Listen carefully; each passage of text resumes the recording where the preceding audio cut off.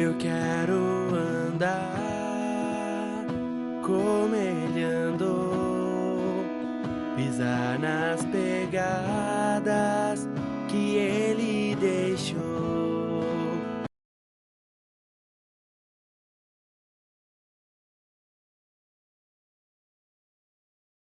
Vamos começar o capítulo 4. E lembra que ele começou falando sobre o perigo dos ensinos errados. Então aí ele fala, para que não haja ensino errado, consciência tranquila, uma fé firme, um coração puro, uma firmeza na palavra. E aí fala do perigo de quem vai estar à frente da igreja. Esse que vai estar à frente da igreja, ele tem que ser alguém firme na palavra. Por isso que ele tem que ser apto para ensinar. Para o quê? Para não deixar os ensinamentos ruins virem e atacarem e perturbarem o rebanho. Então, capítulo 4, verso 1 agora. Ora, o Espírito expressamente diz que, nos últimos tempos, alguns deixarão a fé, dando ouvidos a espíritos enganadores e a doutrinas de demônios. Veja que fala assim, não obedeça a mensagens enganadoras. E aí fala que no final dos tempos, a origem dessas, ia ter muito dessas mensagens, e a origem delas é demoníaca, porque desvia o foco da verdade. Veja que se você pega uma mentira absurda e coloca, as pessoas logo identificam. Mas se você mistura um pouquinho de verdade e joga um pouquinho de mentira no meio, aí você engana as pessoas facilmente. Então, esse crescimento de pessoas que dizem que acreditam na palavra, que acreditam em Deus, ele é um pouco perigoso, porque tem muita gente ensinando errado, doutrinas erradas, misturadas com a verdade, e as pessoas estão achando que estão certas, mas não estão enxergando o engano que está embutido no meio disso. Então a gente tem que ter firmeza na palavra para não ser enganado. Verso 2. Falando mentiras em hipocrisia, tendo a sua própria consciência cauterizada com ferro quente. Veja que ele fala o seguinte, essas pessoas, elas acabam falando mentiras, sendo hipócritas e têm a mente cauterizada. Se você tentar falar, ele não cede um centímetro, porque a mente dele já está cauterizada, que ele acha que só ele é certo, só aquilo é certo. Então, cuidado com a mensagem errada. Porque essa mensagem errada vem de quê? Do princípio demoníaco que mistura a mentira na verdade, vem de uma pessoa hipócrita, vem de mentiras e de pessoas que têm a mente cauterizada. Versos 3 a 5, ele vai citar algumas dessas coisas que são feitas. Proibindo o casamento e ordenando a abstinência dos alimentos que Deus criou para ser recebido, com ação de graças, pelo que creem e conhecem a verdade. Porque toda criatura de Deus é boa, e não há nada para que rejeitar, sendo recebido com ações de graças, porque é santificada pela palavra de Deus e pela oração. Propondo estas coisas aos irmãos, serás bom ministro de Jesus Cristo, nutrido com as palavras da fé e da boa doutrina que tens alcançado. Veja que ele coloca o seguinte, olha, essas doutrinas erradas, elas proíbem de comer certos alimentos, proíbem de se casar. E você olha que está proibindo de comer os alimentos, mas Deus criou tudo, e se você agradece a Deus por aquilo, você pode comer. Mas algumas igrejas, algumas pessoas, alguns ensinadores querem proibir que você não pode isso, não pode aquilo outro, não pode comer isso, não pode comer aquilo, não pode se casar. E acham que com isso eles estão dizendo que as pessoas vão ficar mais santas. E aí está falando, cuidado com esse ensino enganador. Versículo 6, ele deixa claro, olha, se você expor isso, se você mostrar a verdade, você vai ser um bom ministro de Cristo, alimentando com a palavra da fé e a boa doutrina. Então, as proibições que Deus não faz, mas os homens fazem. E aí agora fala, olha, toma cuidado com o ensino enganoso. Em vez de segui-lo, alimenta-te da palavra e da boa doutrina. Isso daqui é um sinal de alerta para a gente. A gente lê muita coisa e a gente ouve muita coisa. Mas a gente precisa ser um pouco mais seletivo. A palavra deve ser o nosso alimento diário. Não que você pode ler bons livros. É bom, ajuda, aconselha a ler. Mas seja seletivo. Se vai contra a palavra, joga fora. Para. Aquilo que é ensinado, você está ouvindo por aí, será que é uma boa doutrina? Será que realmente é algo que te leva a Cristo ou te separa para longe dele? Então ele tem que ser seletivo nisso. Versículo 7 a 10. Todavia, recusa as fábulas profanas e de velhas e exercita-te a ti mesmo em piedade. Porque o exercício corporal para pouco aproveita, mas a piedade para todas as coisas é proveitosa, tendo a promessa da vida que agora é e de que há de vir. Esta é a palavra fiel e digna de toda a aceitação. Veja que ele fala o seguinte: rejeita as fábulas, as histórias, os pensamentos, aquelas coisas que as pessoas têm colocado, que têm origem humana e não divina. Algumas é as histórias de fábulas inventadas, e aí tem uma versão diz de velhas caducas. Outras é de pessoas mal intencionadas. Outras de pessoas que querem te induzir ao erro. Outras é de pessoas que estão enganadas e estão replicando o ensino que elas receberam. A gente tem que tomar cuidado e não ficar atrás disso, mas se exercitar na palavra. E na piedade, que é o quê? A prática cristã. Aí ele faz uma comparação. O exercício físico, aí ele fala, tem pouco proveito. Não, a Bíblia deixa claro isso. Mas o que está querendo dizer é o seguinte, não que você não deve se exercitar. Porque senão daqui um pouco a gente não levanta da cama, né? Diz que até os 40 a pessoa vai para academia para ganhar músculo. Depois dos 40 é para acordar cedo sem dor.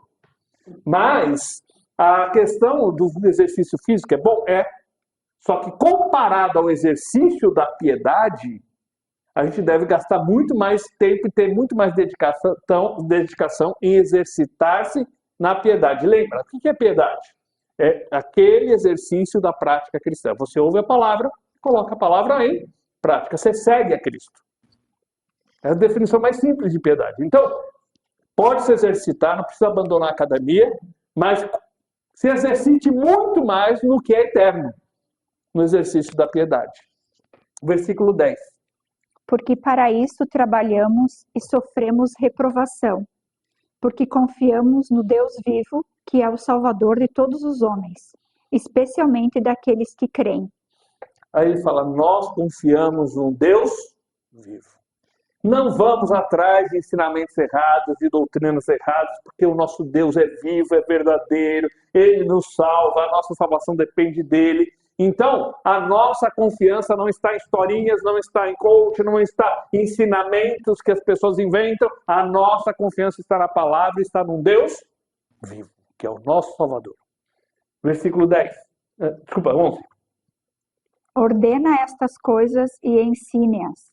Então, Timóteo, foca no ensino da palavra, ordena isso. Não se deixe levar e nem deixe o rebanho ir atrás dos falsos ensinos. Versículo 12. Ninguém despreze a tua juventude, mas se tu um exemplo dos fiéis em palavra, em conversação, em caridade, em espírito, em fé, em pureza. Então, ninguém despreze o fato de você ser jovem. Ele tinha talvez entre 30 e 40 anos e para os padrões da época, eles não queriam ouvir alguém com essa idade, queriam ouvir alguém mais experiente. Faz um certo sentido, porque a pessoa mais experiente deveria ter mais maturidade. Claro que não é todo mundo que é assim, né? Mas, então, como que Timóteo quebraria essa barreira? Ele sendo um exemplo. As pessoas iam olhar para a conduta dele e falar, não, o Piá sabe o que está falando, eu estou vendo o que a Bíblia está dizendo, eu vou seguir o que a palavra está dizendo. Então, todos nós devemos ser um exemplo. Mas quem está ensinando, ele tem que ter uma atenção redobrada para ser um exemplo. Aí ele cita, exemplo no quê? Na palavra, naquilo que a gente fala. Então envolve falar a verdade, envolve falar com temperança, envolve o tipo de palavreado que a gente usa, evitar conversas chulas, palavreado inadequado. Porque imagina alguém que está lá ensinando e falando o linguajar baixo, chulo. Chega uma hora que as pessoas falam, poxa, o que é isso? Eu vim aqui para ouvir a palavra de Deus e estou ouvindo palavrão, estou ouvindo o cara falar bobagem. Então vamos cuidar com o que a gente fala. Procedimento, a maneira da gente agir. Seja um exemplo na maneira da conduta, da maneira de agir. No amor, na maneira de estender a mão, de amar o próximo, de amar os irmãos, de cuidar de um do outro. Seja um exemplo nisso. Seja um exemplo na fé, e algumas versões traz fidelidade, que é o quê? A fé colocada em prática. Eu sou fiel àquilo que eu aprendi. Eu coloco a minha fé, e colocando a minha fé naquilo, eu estou disposto a obedecer aquilo. Como que a gente sabe que Abraão confiou que Deus ia dar uma solução na questão de Isaac? Porque ele subiu a montanha, pôs o filho em cima do altar e levantou a faca. Ou seja, a fé dele o levou até as ações dele.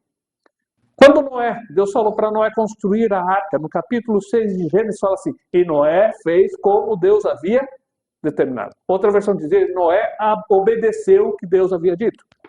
Por que ele obedeceu? Porque ele creu. E como que a gente sabe que ele creu? Porque ele fez. A fé colocada em prática. E na pureza. Ainda mais ele sendo um jovem, cara, atenção redobrada. Seja puro na sua maneira de agir, na sua maneira de se portar, na maneira de tratar o seu próximo. Verso 13. Até que eu chegue, dedique-se à leitura, à exortação e à doutrina. Dedique-se o quê? Leitura. Por que da leitura? Você vai lendo a palavra, vai entendendo a palavra, vai a palavra penetrando na sua vida e fazendo a diferença na sua vida. Então aplica-te à leitura. E aqui a leitura especificamente está falando da palavra. A exortação, ou seja, pega essa palavra, confronte com a sua vida e use essa palavra para ajudar o próximo a andar no caminho dele. E a ideia de exortação aqui é a ideia de conselho, de aconselhamento, de andar junto. Alguém está meio caído, alguém está meio desanimado. Você abraça o cara, vamos andar junto. Dentro da palavra. E o ensino.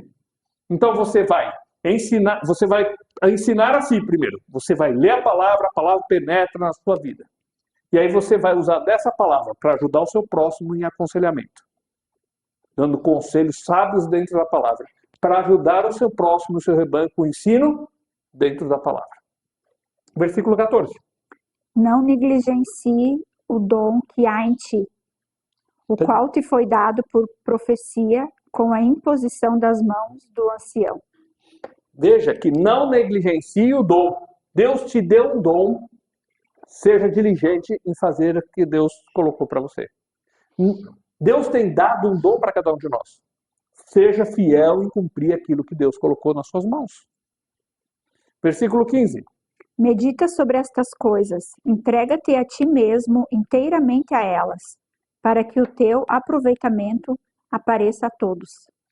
Como que as pessoas iam ver que ele estava progredindo, que ele estava sendo uma pessoa digna de confiança?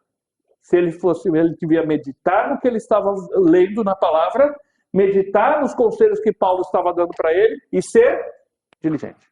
Se ele meditasse e fosse diligente, o progresso seria evidenciado. Verso 16. Tem cuidado de ti mesmo e da doutrina. Persevera nelas, porque, fazendo isso, te salvarás tanto a ti mesmo como aos que te ouvem. Então, cuida de você e da doutrina. Cuida da maneira como você se porta, como você age, como é a sua palavra, o seu procedimento, o seu amor, a sua fé, a consciência pura, o coração puro, a consciência boa. E da doutrina. Que o que seja ensinado seja a palavra. Não deixe os falsos ensinos entrarem dentro. Versículos 1 e 2 do capítulo 5. Não repreendas um ancião, mas admoesta-o como a um pai, e aos jovens como a irmãos, às mulheres idosas como as mães, às jovens como as irmãs, com toda a pureza. Então, precisa corrigir alguma coisa, repreender alguém. Qual é a atitude que eu devo ter? Respeito. Eu olho a cabeça branca daquela pessoa e falo assim, ele tem idade para ser meu pai. Eu vou conversar com ele com o mesmo respeito que eu iria conversar com meu pai. Com respeito. Aí você está além do respeito, amor. Vai em espírito de brandura. Você não vai lá querendo dizer que você sabe tudo e você vai apontando o dedo na cara de todo mundo. é o objetivo de produzir uma mudança para o bem de todos. Então, corrige com respeito, com amor e com pureza. Versículos 3 e 4. Honra as viúvas que verdadeiramente são viúvas. Mas se alguma viúva tiver filhos ou sobrinhos, aprendam eles primeiro a exercer piedade em casa e a recompensar seus pais, porque isso é bom e aceitável diante de Deus.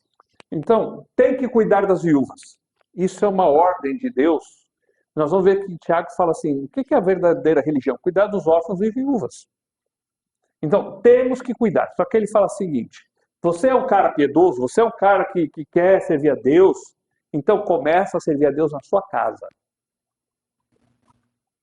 Porque, às vezes, o cara tá doido para ter uma evidência na igreja, para todo mundo ver lá na igreja que ele é bom, mas em casa ele não faz. Então, quer servir a Deus, quer mostrar que você é piedoso, que você é um cristão, que você segue a Cristo? Você quer fazer isso? Então, o que você vai fazer? Cuida da viúva, cuida da sua mãe, ou cuida do seu pai que está doente. O exemplo começa dentro de casa. Sirva a Deus dentro do lar. Às vezes é fácil ser santo na igreja. Quero ver você servindo a Deus dentro do seu lar. Se uma pessoa cristã segue a Cristo, ele cuida dos seus como Deus exige. Versículos 5 e 6. Mas tem alguns casos que às vezes tem algumas viúvas que precisam de cuidado. Mas no caso desse, está falando, tem em casa? Cuida. Versos 5 e 6. Ora, a quem é verdadeiramente viúva e desamparada confia em Deus e continua em súplicas e orações noite e dia. Mas a que vive em prazer está morta enquanto ela... Então ele fala assim, olha, você, se tem uma viúva em casa, cuide dela. Se tem uma viúva, e naquela época não tinha INSS, não tinha aposentadoria, não tinha pensão, então uma viúva ficava desamparada se não tinha ninguém. Era uma situação difícil. A igreja deve cuidar. Mas ele fala aquela que é viúva verdadeira, aquela que o quê? Que não tem quem a ampare. Agora, se ela é viúva e vive para tudo que é lado, e fazendo o que não deve, e pula cerca não, porque o marido já morreu, né? Mas apronta para cá e para lá, então não tem que a igreja ajudar. Porque ela não tem uma conduta de respeito, uma conduta apropriada. Versículo 7 e 8. Ordena estas coisas, para que elas sejam irrepreensíveis. Contudo, se alguma não tem cuidado dos seus, e principalmente dos da sua casa, negou a fé e é pior do que um infiel. Então, ensina isso e deixa claro. Quem tem uma viúva em casa, quem tem um pai ou uma mãe idoso em casa, cuide deles. E se você não cuida dos seus, você é pior que o incrédulo. E Paulo não dá meias palavras aqui, certo? Cuide dele. Versos 9 e 10. Não deixe que uma viúva seja inscrita na lista com menos de 60 anos, tendo sido a esposa de um homem.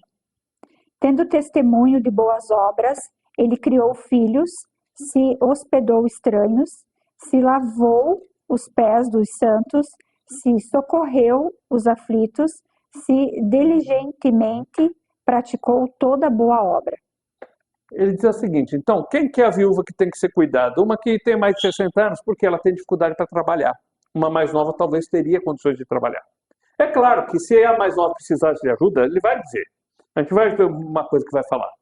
Mas aquela que não tem como se sustentar e aquela que tem uma conduta de respeito. Agora, vamos supor, ela viveu a vida só de bagunça, festa e confusão. Agora que está velha, então exige que o pessoal cuide dela. Aí fala assim, tá, enquanto você teve condições, você viveu uma vida devassa. E agora você quer que todo mundo te cuide. Então ele fala, tem que tomar cuidado. Porque a nossa conduta vai fazer com que lá na frente, quando a gente precisar de ajuda, as pessoas tenham vontade de ajudar ou não. Porque se eu vivo uma vida totalmente errada, chegar lá no final da vida, a igreja tem que me sustentar aqui. Calma aí. Você fez tudo que é errado, torrou todo o seu dinheiro na gandaia, e agora os outros têm que te sustentar? Será que está certo isso? Veja que Deus manda ajudar, mas Deus também coloca os limites. Verso 11. Do 11 ao 15 a gente vai ler, mas a gente vai ler o 11 e depois do 14 só para ganhar um pouco de tempo. 11 agora. Mas recuse as viúvas mais novas, porque quando se tornarem levianas contra Cristo, se casarão. Veja só, aqui tem que entender bem, eu peguei esse verso sendo mais difícil, porque às vezes as pessoas não estão entendendo. Ele fala assim, as mais novas, elas podem se tornar levianas. Não tá, e aí fala de querer casar. No 14 vai falar que devem casar. Então vamos ler o 14 para poder explicar os dois versos juntos. Quero, pois, que as jovens mulheres se casem, gerem filhos, governem a casa e não deem ocasião ao adversário de maldizer. Então, é o seguinte, a mulher que ficou viúva, se ela quiser casar de novo, não é pecado. O problema é ela ser leviana, ficar correndo atrás de homem para tudo que é lado, para se casar. Entenderam a diferença dos dois versos? O 11 ele fala, ela se torna leviana porque quer casar. Quer dizer, ela vai correr atrás de homem por aí. Aí ele fala, se ela for leviana, não. Agora, se ela quer casar, ter filhos, ser uma boa dona de casa, não tenho nada contra. Deu para entender a diferença? As mais novas, se elas se casarem de novo, não cometem pecado. Paulo já disse isso lá em 1 Coríntios 7. Agora, se ela é nova e ela fica correndo festa para poder arrumar marido, agindo de uma forma leviana, aí então a igreja não deve sustentar. Deu para entender a diferença? Versículo 16. Se algum crente ou alguma crente tem viúvas, socorra-as e não se sobrecarregue a igreja, para que possa sustentar as que de fato são viúvas. Veja que a igreja tem uma responsabilidade com as viúvas. Mas como que ela vai dar conta de um monte de viúvas? Não tem como. Então, ele fala o seguinte, se você tem alguém na sua família nessa condição, você deve socorrer. E não esperar que a igreja socorra. Agora, tem outras que não tem ninguém para ajudá-las. Aí a igreja tem que socorrer essas. Versículo 17. Os anciões que governam bem sejam dignos com dupla honra, principalmente os que trabalham na palavra e na doutrina. Então, aquele que se afadiga, a minha versão fala afadigar, ou trabalha duro na palavra e no ensino, então a igreja deve tentar, porque ele está dedicando tempo integral nessas coisas. Agora, aquele que só uma vez por mês vai ensinar uma coisa ou outra, ele tem o seu trabalho e ele serve a igreja. Agora, tem horas que a igreja precisa de alguém que esteja integralmente, então a igreja deve sustentar aquela pessoa que deve estar integralmente ali. Versículo 18. Porque diz a Escritura, não amordaçarás o boi quando ele pisar o milho. O trabalhador é digno de sua remuneração. Então ele fala o seguinte, quem trabalha não merece seu salário? O boi, quando está andando pelo moinho, para puxar o moinho, não tinha a lei lá no Velho Testamento que não podia amordaçar a boca dele? Porque amordaçava a boca, porque o boi ia querer comer. Ele falou, não, ele está trabalhando, ele pode comer. E aí está falando, se alguém está trabalhando direito, se afadigando, sendo fiel no ensino, aí então a igreja deve sustentar aquela pessoa, porque ele está trabalhando e não se deve amordaçar a boca daquele que está trabalhando. Versículos 19 e 20. Não aceites acusação contra um ancião, senão com 2 ou 3 testemunhas. Aos que pecarem, repreenda-os diante de todos, para que também os outros tenham temor. Então, aquele que está à frente, ele pode cometer um erro e aí precisa ser corrigido.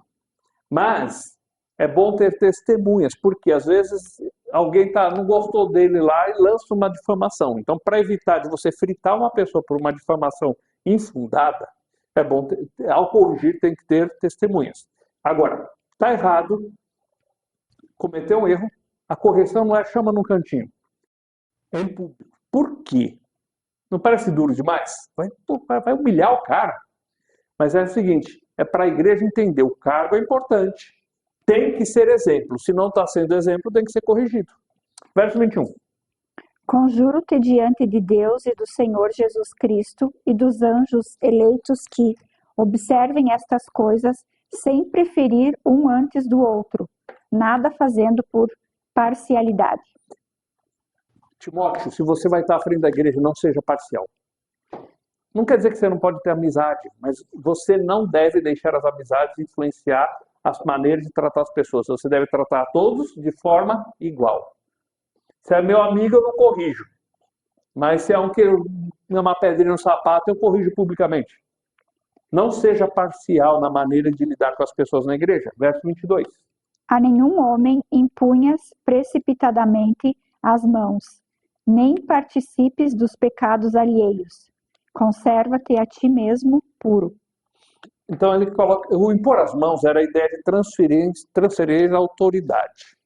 Então não põe as mãos sobre alguém, colocando ele como presbítero ou como diácono na autoridade, precipitadamente. Experimente primeiro, depois você coloque. E aí fala, porque você pode se tornar cúmplice do pecado do cara, porque você foi precipitado ao fazê-lo. Então, cuide com você, cuide com as coisas, conserva-te a ti mesmo puro. Quer dizer, cuide com o outro e cuide com você. Aí Timóteo estava com um probleminha de estômago, aí ele passou um remédio. O doutor Paulo passou um remédio para ele. Verso 23. Não bebas somente água, mas usa um pouco de vinho por causa do seu estômago e das tuas frequentes enfermidades. Tá. Então, Paulo fala para ele assim, olha, você está com problema de estômago. Aí toma um pouco, tá bom? Deixa bem claro aqui, tá? Um pouco, como remédio, tá? De vinho para o seu estômago. Aqui tem duas coisas para a gente ver, que é importante a gente citar nesse momento. A primeira delas é que Deus não é contra um remédio. Porque se o vinho servia de remédio para Timóteo, Paulo diz para ele, toma o teu remédio. Não é isso? Você tomar remédio não está errado. A gente confia em Deus, toma o remédio para o estômago, se precisa, não é assim? Outra coisa que a gente vê dentro disso é o seguinte, Deus usou Paulo lá em Atos para curar tantas pessoas, não foi? Lembra lá em 1 Coríntios, capítulo 12, fala que a manifestação é dada para o fim proveitoso e cita no meio de escura. Ou seja, Deus, ele age da maneira que ele quer, na hora que ele quer, para a honra e glória dele. Ou seja, ele vai agir em alguns casos, em outros casos ele vai dizer, como disse para Paulo, a minha graça te basta. Deus não vai curar todo mundo. Jesus não curou todo mundo. Que é a prova, quando o povo ficava naquela coisa na cabeça deles que vinha um anjo mexer a água ali, aquela crendice que eles tinham. Não está dizendo que acontecia aquilo, mas eles acreditavam naquilo. Aquele monte de doente em volta do tanque, Jesus curou todos, eles ou um. Então Deus cura na hora dele, da maneira dele, para a honra e glória dele. Versículos 24. Outro detalhe aqui é um pouco, tá? E quando a pessoa tem dificuldade com bebida, o melhor remédio é a abstinência total. Se a pessoa já teve problema com bebida, se a pessoa de vez em quando está caindo e bebendo ali da conta, ele não vai se controlar com um pouquinho, então é melhor não tomar. Versos 24 e 25. Os pecados de alguns homens são manifestos antecipadamente, precedendo o julgamento, e em alguns manifestam-se depois. Da mesma forma, também as boas obras de alguns são manifestas antecipadamente, e as que são de outra maneira não podem ser ocultas. Ele fala o seguinte, olha, do mesmo jeito que vai ser manifestado o ruim que alguém fizer, algumas coisas aparecem na hora, outras futuramente, também as questões boas também. Às vezes ninguém viu, mas é Deus que recompensa. O que está resumindo aqui é o seguinte, é a lei da semeadura, o que a gente planta, a gente vai colher. Capítulo 6, verso 1. Todos os servos que estão debaixo do jugo considerem seus senhores dignos de toda honra, para que o nome de Deus e sua doutrina não sejam blasfemados. Você é empregado de alguém, seja um bom empregado. Dê testemunho através do seu trabalho. Tem gente que fala assim, não, eu quero ter um trabalho porque eu quero falar de Cristo para todo mundo no trabalho. Isso começa fazendo o quê? Trabalhando, não falando. Seja o melhor empregado que tem ali, porque aí o seu patrão vai querer saber o que tem de diferente nesse cara. O melhor testemunho que a gente dá é o trabalho ali. Seja fiel, seja confiável, seja empenhado no que você está fazendo. E vai sair a oportunidade de você falar também. Versículo 2. E os que têm senhores crentes, não os desprezem por serem irmãos. Antes os sirvam porque eles são fiéis e amados, participantes do benefício. Estas coisas ensinam e exortam. Veja só, aí alguém tem o patrão dele, o patrão também é irmão em Cristo. Aí ele chega na empresa, o patrão fala, ó, tem que fazer aquilo. Ô, meu irmão, eu não quero fazer isso hoje não, meu irmão. Nós somos iguais diante de Deus. Vai dar certo esse negócio? Não, você lá na empresa, você é irmão, sim, mas você é empregado. Dê um bom testemunho para os outros empregados verem que você serve a Cristo. Na igreja, em casa e no trabalho. O problema é que todo mundo quer servir na igreja, com cargo, né? Você trabalha mais forte, ninguém quer. Mas sirva a Cristo como um bom empregado, porque a luz vai brilhar no meio daquele lugar. Não importa se o seu patrão é bom ou ruim, não importa se ele é salvo ou se ele não é. Dê um bom testemunho no seu trabalho, servindo a Cristo como um bom funcionário. Versículo 3. Se alguém ensina de outro modo e se não conforma com as sãs palavras do nosso Senhor Jesus Cristo e com a doutrina que é segundo a piedade. Como a gente vai agir com alguém que ensina errado, que ensina uma doutrina diferente? Qual deve ser a nossa postura, então? Ele vai explicar agora. Versículos 4 e 5.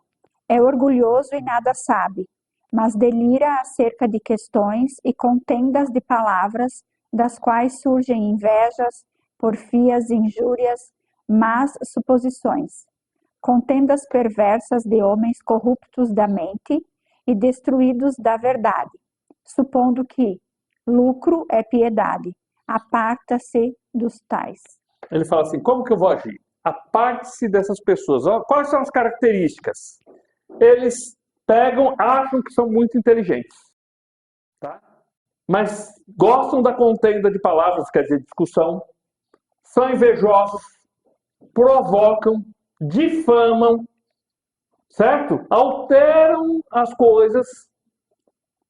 E ele fala que essas pessoas têm, no que estão fazendo o exercício da piedade, entre aspas, porque ali não é piedade, é interesse pessoal, eles acham que aquilo é para ter lucro em cima das pessoas. Parece alguma coisa que a gente vê hoje?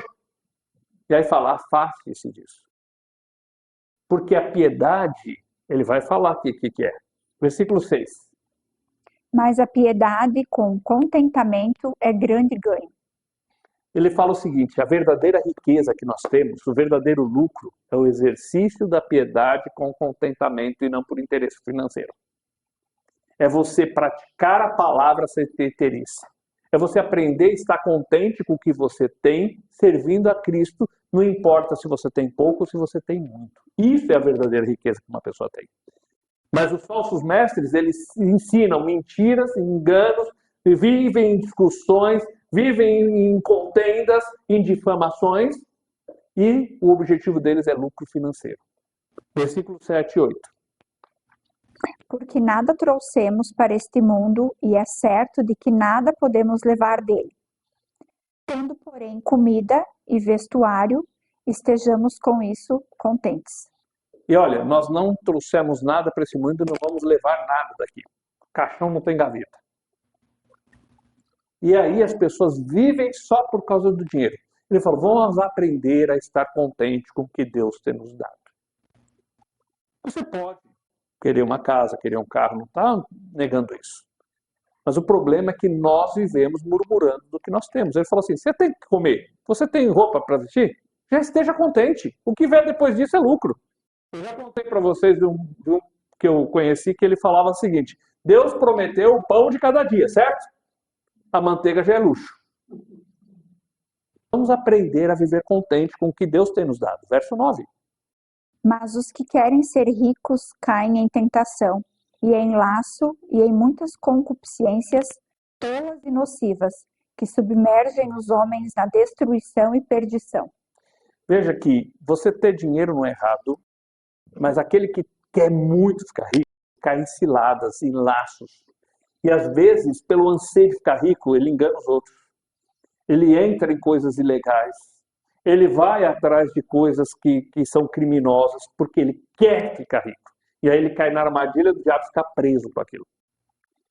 Às vezes entra numa sociedade que sabe que está errado, que sabe que aquilo não deve ser feito, mas ele quer ficar rico, mesmo sabendo que está errado, ele vai fazer aquilo lá.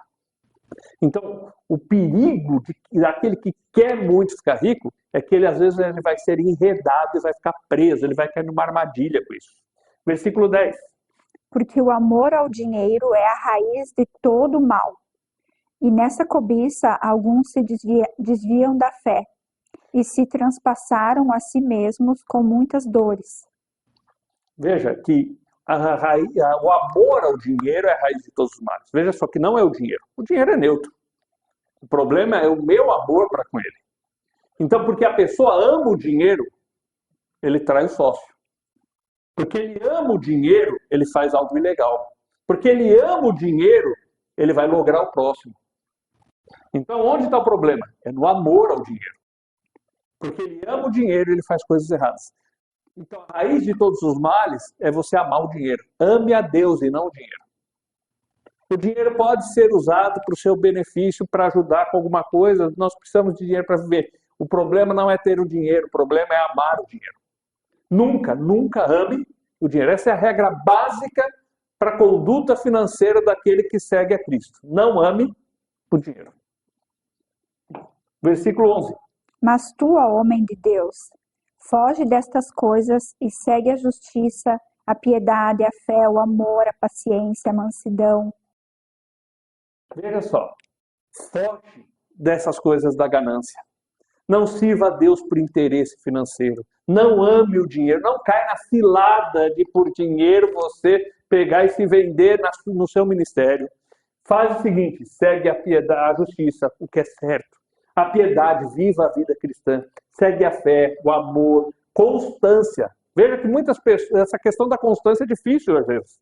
Porque às vezes o cara está lá em cima todo animado e de repente está lá embaixo. E ele não é constante na sua conduta, no seu serviço ao Senhor, no seu amor ao Senhor. E somos chamados a sermos constantes nisso. E mansidão. Quer dizer, aquele que está servindo ao Senhor, aquele que segue a Cristo, que exerce a piedade, que segue os princípios de Cristo, ele tem que ser uma pessoa mansa. Versículo 12. Luta o bom combate da fé, toma posse da vida eterna, para a qual também foste chamado, tendo já confessado boa confissão diante de muitas testemunhas. Combate o bom combate. Em vez de ficar brigando com os outros, em embate sem fim, por causa de genealogias, de histórias, de coisas, para querer mostrar que você é muito inteligente ou sábio, luta pelo que vale a pena. Luta pelo Evangelho. Procura viver o Evangelho. Toma posse da vida eterna. Como a gente toma posse da vida eterna? Eu sou filho de Deus. Eu vou morar para sempre com o Senhor no céu, certo? Como que eu tomo posse disso? Vou praticar minha fé. O poder de Deus transformou minha vida. Fui salvo por Jesus Cristo. Cada dia eu quero ser conformado, parecido com Jesus, porque a eternidade inteira eu vou ser parecido com Ele e eu quero começar essa transformação agora aqui. Como eu tomo posse da vida eterna? Filipenses 3 fala, nossa pátria está nos céus, da onde aguardamos o Senhor. A minha perspectiva de vida é o céu, é o Senhor. Como eu tomo posse da vida eterna? Eu sei que eu tenho que pensar nas coisas lá do alto, eu tenho que buscar as coisas lá do alto. Versículos 13 e 14. Mando-te aos olhos de Deus, que todas as coisas vivifica, e diante de Cristo Jesus, que diante de Pôncio Pilatos, deu o testemunho de boa confissão. Que guardes este mandamento sem mácula e repreensão, até a aparição do nosso Senhor Jesus Cristo. Guarde esse mandamento sem mancha, sem mácula, até o dia de Cristo Jesus. Continue vivendo essa vida de forma adequada diante do Senhor, tomando posse da vida eterna, lutando pelo que vale a pena, até o dia de Cristo. Versículos 15 e 16. A qual, a seu tempo, mostrará quem é bendito e único poderoso, Rei dos reis e Senhor dos senhores, o único que tem a imortalidade e habita na luz da qual ninguém pode se aproximar, a quem nenhum dos homens viu nem pode ver, ao qual seja a honra e poder para sempre. Amém. Fala, lembre que o Rei dos reis é Cristo, o Senhor dos senhores é Cristo, Ele é o soberano, é a Ele toda glória. O rebanho não é seu, Timóteo. O rebanho não é meu, Paulo está falando. O rebanho é do Senhor. Ele é o soberano, ele é o rei, ele que domina. Toda a honra e toda a glória é para ele. Viva nessa perspectiva. Versículo 17. Manda aos que são ricos neste mundo que não sejam altivos, nem confiem na incerteza das riquezas, mas no Deus vivo, que abundantemente nos dá todas as coisas para deleites. O verso 17 deixa claro: olha, você tem dinheiro? Não é problema. O problema é amar o dinheiro. Se Deus tem te dado recursos, só tem algumas dicas que Deus dá. Primeiro, não seja orgulhoso. Eu já vi gente falar assim: não, porque eu tenho, é porque eu sou fiel. E eu sabia que ele não era fiel. Segundo, não seja orgulhoso por causa do dinheiro que Deus te deu. Não deposite a tua esperança nas riquezas. O problema é esse. Às vezes nós colocamos o nosso coração, a nossa esperança na riqueza, em vez de colocar em Deus. No começo dos 1900 e bolinhas, Revolução Russa, e gente que era rica, de repente, do nada, perdeu tudo. Na década de 90, de repente, vem um plano do governo que tranca o dinheiro de todo mundo. E gente que vivia de juros começou a passar necessidade. Não coloque a sua esperança nas riquezas. Não seja orgulhoso, não coloque. Além disso, verso 18, o que você faz com o dinheiro? Que façam o bem, que sejam ricos em bons trabalhos, prontos a repartir, dispostos a se comunicar. Então, lado negativo, não ame o dinheiro, não seja orgulhoso, não ponha a sua esperança no dinheiro. Lado positivo, pratique o bem. Seja rico em boas obras. Muito mais do que o dinheiro é a sua prática cristã. E seja generoso. Quando você vê a possibilidade de ajudar alguém, ajude. Deus te deu recursos. Use deles para a glória de Deus. E ajude quem precisa. Versículo 19. Que entesourem para si mesmo um bom fundamento para o futuro, para que possam alcançar a vida eterna. Você que tem condições, do mesmo jeito que você é diligente em cuidar do seu dinheiro e de acumular o seu dinheiro, acumule para a eternidade. Seja rico para com Deus e não somente para com os homens. Então, lembra do homem rico quando Jesus fala com ele? Então, olha só, você pode ter as coisas. Não se apegue a elas, não ponha sua esperança nelas, não seja orgulhoso, não ame isso. Pelo contrário, pratique o bem, seja generoso, acumule tesouros para a eternidade. Versos 20 e 21.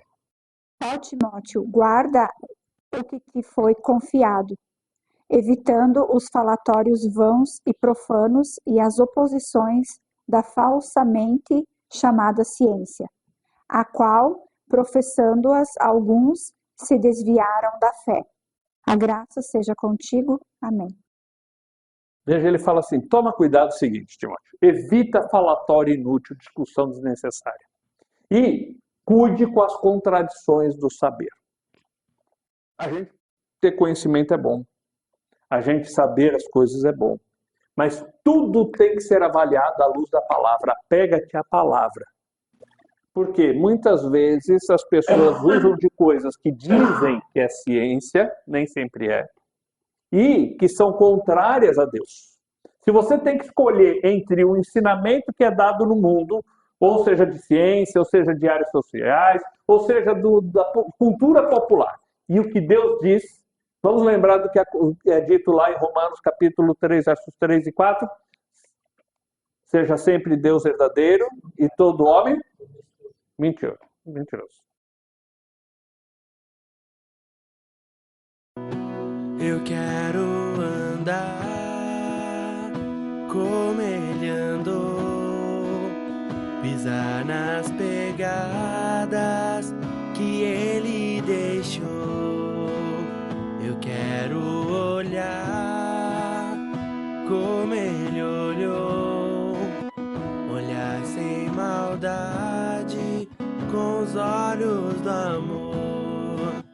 Eu quero viver como ele aqui, com os olhos nos céus e as mãos assim.